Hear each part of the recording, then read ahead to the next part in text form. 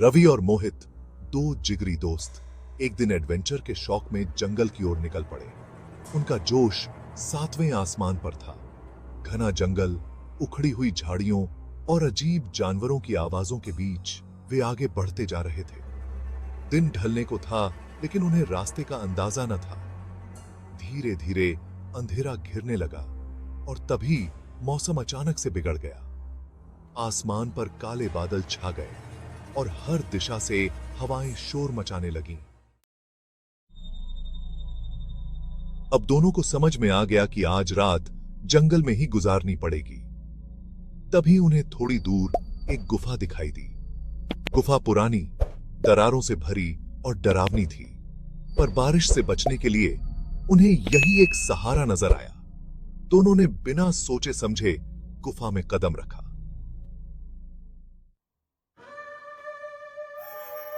गुफा अंदर से और भी भयावह थी। दीवारों पर अजीब निशान, खून के सूखे धब्बे और फर्श पर बिखरे हुए जानवरों की हड्डियां थीं। लेकिन रवि और मोहित को लगा कि यह शायद किसी पुराने शिकार का निशान होगा। वे दोनों खुशी खुशी वहां बैठ गए, सोचते हुए कि कम से कम इस खतरनाक तूफान से बचने के लिए उन्हें जगह मिल गई। कुछ ही समय बाद बाहर बिजली की कड़क और बारिश के साथ गुफा के अंदर का अंधेरा गहरा होने लगा। ठंड और गहराई में उठता भयानक सन्नाटा जैसे किसी अनजान खतरे की चेतावनी दे रहा हो। तभी गुफा के अंदर से एक घिसटने की आवाज आई। मोहित ने पहले रवि की तरफ देखा, फिर धीरे धीरे अंधेरे कोने की तरफ। उस अंधेरे कोने से अचानक एक सड़ा गला, खून से लथपथ शरीर बाहर आने लगा। उसका चेहरा इतना विकृत था कि पहचान पाना मुश्किल था। उसकी खाल उधड़ चुकी थी और आंखों की जगह दो गहरे काले गड्ढे थे, जिनसे खून की बूंदें टपक रही थीं। वो धीरे धीरे उनके पास आने लगा।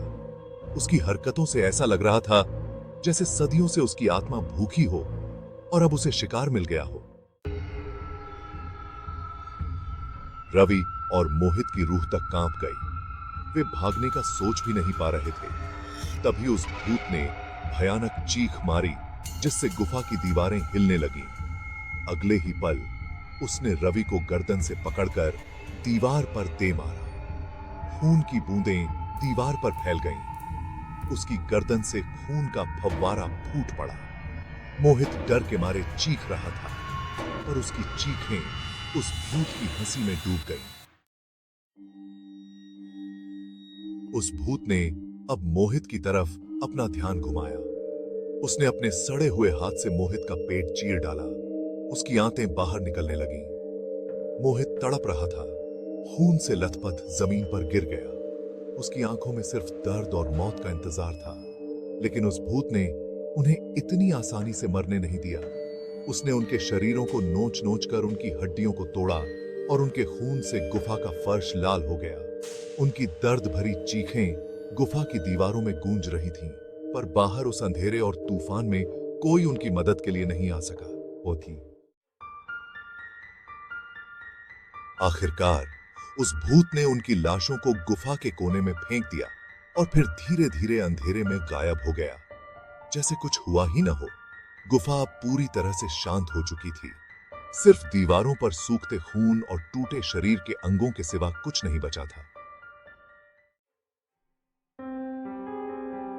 कहते हैं, जो भी उस गुफा में जाता है वो कभी वापस नहीं आता। वो भूत आज भी वहां नए शिकार का इंतजार करता है, ताकि अपनी खून की प्यास बुझा सके। और भी दिल दहलाने वाली कहानियां सुनने के लिए मेरे चैनल स्टोरीली को सब्सक्राइब करें।